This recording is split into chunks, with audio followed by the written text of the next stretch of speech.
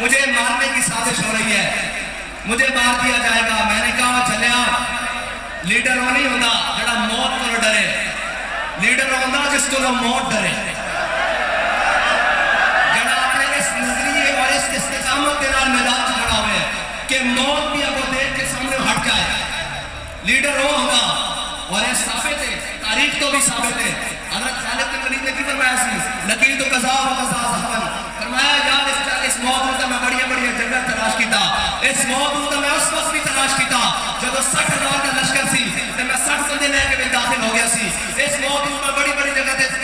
تلاش کیتا، لیکن فلا نامت آئین الجملہ شانہ بوزدلہ کلی نہیں راوے۔ اور تو کہنا میرے موت کو ڈر لگتا، مجھے مارنے کی سازش ہو رہی ہے۔ بابا جی کہتے تھے، بابا جی فرمایا کرتے تھے کہ یہ سفر ہے کوئے جانا، یہاں قدم قدم بنائیں،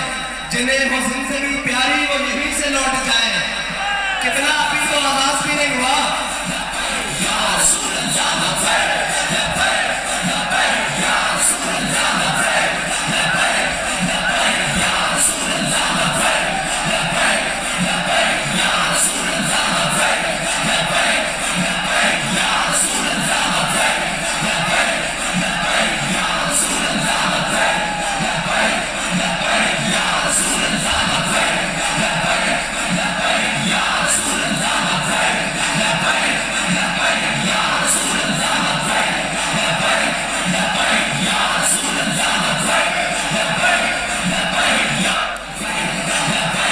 لبیک یا رسول اللہ لبیک لبیک یا رسول اللہ لبیک لبیک۔ تحریک لبیک کو کلام کرنے کے لیے میں نے کہا زور لگایا، ایڑی چوٹی کا زور لگایا، تم سے تحریک لبیک کا قدم کیا تحریک لبیک کی تاہ کا ایک نقطہ بھی نہ ہٹ سکا، اور تم یہ کہتے ہو کہ تمہاری حکومت ایک خط سے گر گئی۔ تو بابا جی کہا کرتے تھے کہ کافر کی موت سے بھی نرستا ہو جس کا دل، کہتا ہے کون اسے مسلمان کی موت مر۔ اور اے بابا خطوں سے بولتے نہیں گرتی ہوتی، خط لکھے جاتے رہیں گے، خط آتے بھی رہیں گے، خط جاتے بھی رہیں گے۔ میں آپ کو بتاتا ہوں خط کیسے نہیں لکھے گئے، تاریخ موجود ہے کہ خط بہت سارے لکھے گئے۔ حضرت کعب بن مالک رضی اللہ تعالیٰ عنہ حضور سید عالم صلی اللہ علیہ وسلم سے غزوہ تبوک میں پیچھے رہ جانے کی وجہ سے ناراض ہو گئے۔ حضرت کعب بن مالک کو ہرقل روم نے خط لکھا، اس نے لکھا حضرت کعب بن مالک گھر آئے تو آپ کے غلام نے آپ کو خط دیا، اس میں لکھا ہوا تھا کہ میں نے سنا ہے تیرے آقا و مولا صلی اللہ علیہ وسلم تجھ سے ناراض ہے، میں تجھے دعوت دیتا ہوں آجا آدھے روم کی بادشاہی لے لے، آدھا بادشاہ تو بن جا آدھا میں بن جاتا ہوں، آدھے روم کی بادشاہی دیتا ہوں، اپنے آقا و مولا کا دامن چھوڑ دے۔ حضرت کعب بن مالک نے خط پڑھا اور بند کیا، اور جا کر کسی کتاب میں نہیں رکھا، کسی الماری میں نہیں رکھا، کسی محفوظ مقام پر نہیں رکھا، بلکہ اس خط کو اٹھایا اور چلتے ہوئے تندور میں ڈالا۔ فرمایا کبھی دل میں بھی خیال نہ آئے کہ حضور کا دامن چھوڑ دے میں ان کے ساتھ جا ملوں۔ یہ ہے خط، اور تو کہتا ہے مجھے خط لکھا گیا۔ خط تاریخ میں یوسف بن تاشفین کو بھی لکھا، الفاسو نے لکھا، اس نے کہا ہے میں نے سنا ہے کہ میں 2 فوج لے کر آ رہا ہوں، 2 جیش لے کر آ رہا ہوں جس کے اندر اتنے سپاہی ہیں، اگر آسمان کے فرشتے میں تیرا ہاتھ کو اتر آئے تو تجھے مجھ سے نہیں بچا سکتے۔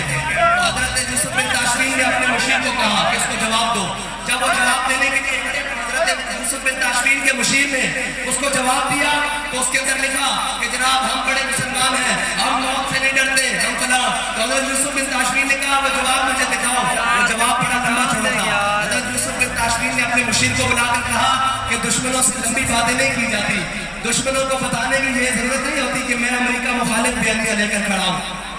میں یہ بتانے کی ضرورت نہیں پڑتی۔ دشمن تو وہ ہے جو تیری آنکھ کے دیکھ سے سمجھ جائے کہ یہ میرا دشمن آ رہا ہے، اور دشمن تو وہ ہوتا ہے جو تیری گفتگو سے لڑ جائے کہ یہ پتہ نہیں کیا انقلاب برپا کرنے والا ہے، اور دشمن تو وہ ہے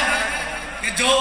پہلوان لگا کر بھی زلفوں سے لٹکا کر بھی سر جھکانا چاہے، اور وہ سر جس کے بارے میں علامہ اقبال نے کہا تھا کہ حاضر ہوا میں شیخ مجدد کی لحد پر، وہ خواب کے زیر فلک ہے مطلع انوار، اس خواب کے ذروں سے شرمندہ ستارے، اس خواب میں پوشیدہ ہے وہ صاحب اسرار، گردن میں جھکی جس کی جہانگیر کے آگے، جس کے نفس گرم سے ہے گرمی آرا، یہ چاہتا تھا ہمیں جھکانے اور شکست دیکھیے کہ ہم تو اس نگاہ ولایت کے پروردہ تھے کہ بابا جی نے ہمیں بتایا تھا کہ جب امام ربانی کو